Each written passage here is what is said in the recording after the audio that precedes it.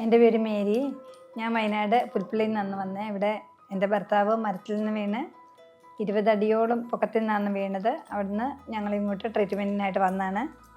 സന്ദേശ് ഡോക്ടറാണ് എൻ്റെ ഭർത്താവിനെ ചികിത്സിച്ചത്. അവിടുന്ന് സർജറി ചെയ്യേണ്ടി വരികയും ആ സർജറി ചെയ്തതിന് ശേഷം 3-ാമത്തെ ദിവസം എൻ്റെ ഭർത്താവ് എഴുന്നേറ്റ് നടക്കുകയും ചെയ്തു.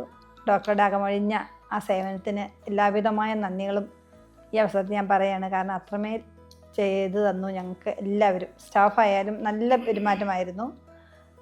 ഇങ്ങനെ എന്തായാലും ഇത്രത്തോളം എൻ്റെ ഭർത്താവിനേറ്റ് നടക്കാനും ഒക്കെ തന്നതിന് ദൈവത്തിന് നന്ദി പറയുന്നു. അതുപോലെ ഡോക്ടർക്ക് 1000 നന്ദികൾ അർപ്പിക്കുന്നു. നമ്മൾ പേഷ്യൻ്റ് പൗലോസ് പേഷ്യൻ്റ് ഇപ്പം നമ്മുടെ അടുത്ത് വന്നിരിക്കുന്നത് വീഴ്ച പറ്റിയിട്ട് നട്ടലിൻ്റെ എല്ല് പൊട്ടിയിട്ടാണ് വന്നിരിക്കുന്നത്. കുറച്ച് അൺസ്റ്റേബിൾ ആയിട്ടുള്ള ഫ്രാക്ചർ ആയിരുന്നു ഉണ്ടായത്. അതായത് എല്ല് പൊട്ടിയിട്ട് കുറച്ചൊന്ന് തെന്നിയിരിക്കുന്ന ഫ്രാക്ചർ.